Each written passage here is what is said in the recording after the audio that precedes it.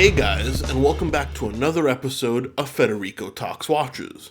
Today I'm doing the monthly Q&A, which is when you guys go to my Instagram account, Federico Talks Watches, in the description below, and ask me questions, and I make a video once a month trying to get through as many as possible. Now, I can't answer all the questions. In this last instance, I got, almost 200 of them. But I'm going to get through some of the more prominent ones. Now, of course, before we get started, customary wristwatch check. Today, I am still wearing the Omega Speedmaster Apollo 14 missions. Good to have it back on the wrist. It's nice and cold outside, so leather is perfect. And I'm probably going to have to put on a sweater. If you guys hear something in the background, it's the heating that goes on and off. It's currently like 20 degrees in New York, and I'm freezing my giblets off. Now, if you guys see me staring over here on this side, I'm just looking at my screen so I can read off the question. So why don't we go ahead and start with the first one. M. Retard asks, I'm interested in a Ulysse Nardin Myrin chronometer. I'd buy a pre-owned one. My main concern is about the robustness. Are they delicate or are they tough like a Rolex? Well, let me start off by saying nothing is as tough as a Rolex. Yes, a couple of specific models out there like the Glasuta Sports line is considered uber tough, but generally speaking, Rolexes are the toughest sports watches. Now, the Ulysse Nardin Myrin chronometer, generally uses the ETA 2892, which is a fairly robust movement. It's water resistant, the strap is rubber. I wouldn't say it's delicate, but is it as tough as a Rolex? No, probably not. But definitely a cool sports watch, so I don't think you should worry too much about its robustness. The next question comes from Lufer Palacios, and he wants to know, hey Federico, what do I think about MVMT watches, or movement watches? I don't even know how to pronounce the name. What do I think? Complete garbage. Okay, they kind of look cool, very minimalist, the kind of Bauhaus, Daniel Wellington-ish design, but these are literally $5 watches, it's like $1 movements, $4 cases, that are sold for like $200 to $300, and it's a brand that's starting a revolution, in the fashion industry. Just another hipster brand. It's another hipster brand with no horological value. If you like them, listen, I always say, if you like something, just wear it. What do I think of it? I'd love to see them all set on fire and ejected into space. But that's just me personally.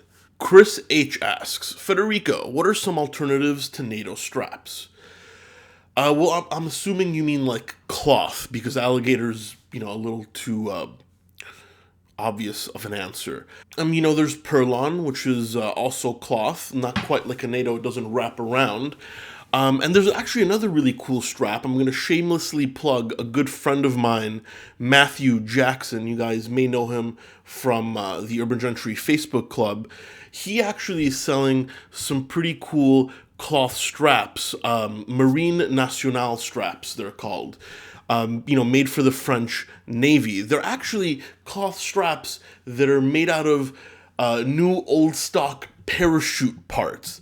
Very, very cool. They're very military, they're very rugged. They give you that NATO feel, but without actually being a NATO strap. If you guys are interested, I'll leave a link in the description below to his email, so you can email Matthew Jackson about these Marine Nationale straps. And they're not too expensive as far as I understand, and they're really quite cool. I know I've got a couple on order myself. Let me know what you guys think about them. We got another question here from one of my favorite fellow YouTubers, The Fat Gent. And he says, man, I love that name, by the way. I've said it in the last episode, but if that name wasn't already taken, I'd probably call my channel The Fat Gent. He wants to know, Federico, the more I look into Montblanc, the more I like their watches. What's your opinion on the brand? And if I had to pick one for myself, which would you recommend? Well, Barry, I love Montblanc as well. I don't know how long you've been watching my channel, but I've mentioned it quite a few times, and one of my most popular videos is on top 3 fastest growing watch brands, where I mention Montblanc. I think they get a lot of hate but this is just from watch snobs. Anybody that knows anything about watches can't hate Montblanc. You can not like Montblanc, but you can't hate them because they're doing really cool things at a really cool price point. So, all the naysayers, basically just watch snobs. What do I think about Montblanc? I think they're doing very, very well. They're going very quickly. They're headed by Jérôme Lambert, the ex-CEO of Jaeger LeCoultre, and you can kind of see that in their watches. They look very JLC-esque. I think Montblanc can be separated into two categories, their watches. They're really cool high-end stuff, like the Nicholas Rieussec or the Orbis Terrarum or the Perpetual Calendars, and they're kind of fluff pieces. They still make a few quartz pieces and about $1,000 pieces with standard Eddas, which aren't bad, but they're nothing special. Personally, if I was you, because I know you're a bigger guy, I'd check out the Nicholas Rieussec chronographs. They're really well made and really chunky. But if you want a dress watch, and I don't want to recommend this to you because I want one myself, and if you get it before I do, I'll be pretty jealous. I'd take a look at the Orbis Terrarum World Time. Yes, it's based on an Edda movement, but it's highly, highly modified, and it's got one of the most beautiful dials in the business. Barry, I wish you the best of luck with your search on a Montblanc, and please let me know if you end up getting one. I think it's a fantastic choice, and more importantly, you can get them at a fantastic price. The next question comes from Jeff Photography UK, and he asks, best budget day date, preferably Swiss.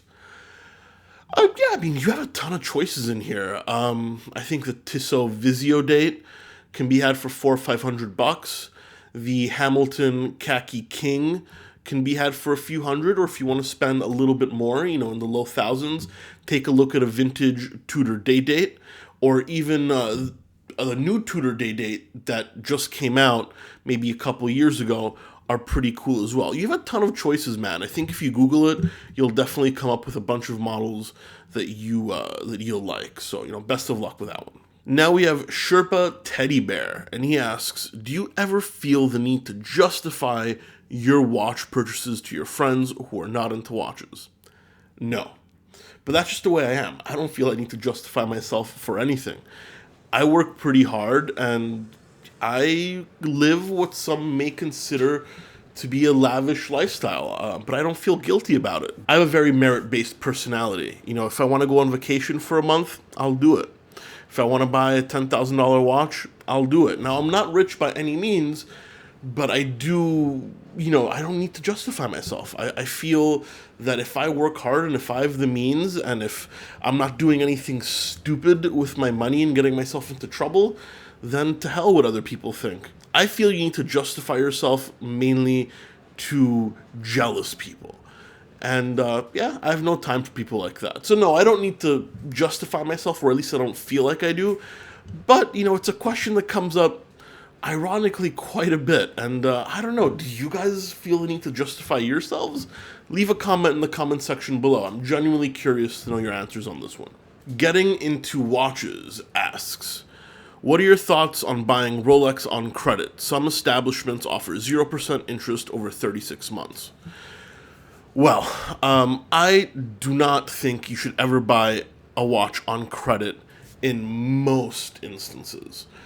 Never go into debt to buy a luxury item, be it a watch or a car you can't afford. Sure, car payments, is a normal way to, buy a car, but always buy within your means. However, 0% interest on 36 months, yeah, I definitely do that. Because it's free money. Even if I could afford to pay the entire watch cash right up front, I'd do the 36 months at 0% interest. They're just giving you free money. Why not? Just be sure to always pay on time, because once you get to the 37th month, they don't just start, charging you interest then. They compound all the past interest, and you're going to be up shit's creek.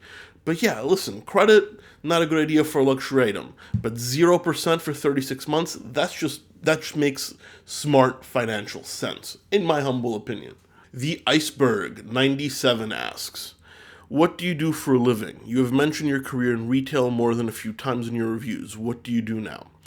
This comes up quite a bit, and I also answered it last Q&A, but I figured I'd answer it again because people are still asking. I used to work in retail, then I worked in brand management for Piaget. My entire career has been in the watch industry. I ran the Piaget wholesale side for North America. Now I consult, and I know that sounds like a little bit of a bullshit answer, but let me tell you more or less what that means. I do a lot of sales trainings for brands, so I go into the boutique and I train the retail staff. I do a lot of watchmaking seminars for staff, so not only do I train on selling techniques, I also train on product and new product. And of course, I do a lot of engagements, speaking engagements at events for watch companies. If somebody's having a gala or something like that, I present the brand and I present the product, and I'm a speaker at a lot of these events. So that's mainly what I do, and I do YouTube on the side. But this is more just a hobby. So yeah, I consult. I train a lot of people. I talk about watches. Can't really complain with that one. Chet Galloway asks, Federico, what are some of your favorite movies? Man, this is a tough one because I have really eclectic taste. I like a lot of stuff. I'd say my favorite movie of all time is a movie from, I think it's the 80s, but it might be the 70s, called Nuovo Cinema Paradiso. It's the only movie to date that has made me cry like a baby, and it's one of the most beautiful stories ever, to make it to the big screen, in my opinion. I also love The Godfather 1 and 2. I also like 3. I didn't think it was that bad, but, I love my gangster movies. Blade Runner. Blade Runner was a classic. I love sci-fi worlds. I'm really into that. And on the comedy side of things, Coming to America was pretty hilarious with Eddie Murphy. If you guys haven't seen Coming to America, especially for my younger audience, go check it out on Netflix. It is freaking hilarious. Jacoby0726 asks, Federico, why don't Zenith get the same amount of respect and love as JLC? Well, first off, let me preface by saying I think Zenith is an amazing watchmaker, and they should be getting similar levels of love and respect. But Zenith has gone through a few tough periods, especially here in the United States. Zenith couldn't enter the US market for a long time due to litigation and issues with the trademark, because there used to be an electronics company called Zenith. Then when Zenith, the electronics company who made cheap TVs and stuff, went out of business, and a new high watchmaking company called Zenith entered the market, consumers were just confused. And this is the United States, so it took them a while to pick up traction. Then, let's not forget, JLC has been constant at all times. They never went off the deep end, whereas Zenith had a dark period under a CEO by the name of Thierry Nataf that made some pretty crazy and disgusting looking, in my opinion, watches that didn't sell very well. And I'll put a picture right up here. So I think it has a little bit to do with the fact that they hit the market, at least in the US, a lot later than JLC, and the fact that, they had some damage control they had to do in the 90s and early 2000s. And while JLC's always been very, very constant. Now, the last question, and the question I'm sure all of you guys are here to see me answer, is, would I ever buy a Grand Seiko? And this is a really tough question. And I hope I don't get lynched in the comments. In short, probably not. No, I wouldn't currently buy a Grand Seiko. Let me say, however, they make a great watch. The quality is definitely there. Their prices are very, very decent. Spring drive is a cool technology. However, for me, I don't like spring drive. Let me start off by saying that. This hybrid technology, while it's very cool, it's very, very cool and innovative, it doesn't do it for me. A watch doesn't have a soul if it doesn't have a mainspring. And then, while the quality is there, I'm going to be honest, I have a little bit of a mental block spending that kind of money on a Seiko, a Grand Seiko. It just doesn't make any sense to me. I don't feel the romantic connection that I feel with a lot of Swiss brands. IWC, all these wonderful stories of F.A. Jones and creating pocket watches for Portuguese explorers. Rolex, with, Hans Wilsdorf, the Orphan, Cartier making the first ever wristwatch and, creating the tank wristwatch, after a Renault tank for a general in World War I. All these are romantic stories. And while you guys may not think the way I think, I definitely fall into the marketing a little bit. And I can acknowledge that. But for me, there has to be a romantic connection. And Grand Seiko just leaves me stone cold. It just leaves me cold, and I would not spend that money on that product. At least right now. Could I change my mind?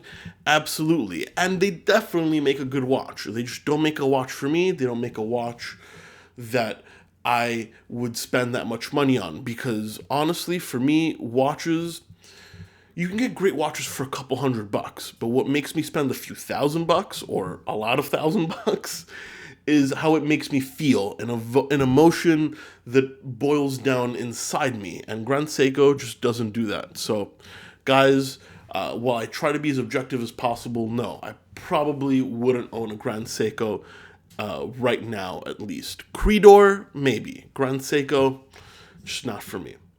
Anyway, that's the end of my Q&A. I'm going to do another one next month. So, subscribe to my Instagram account so you can participate.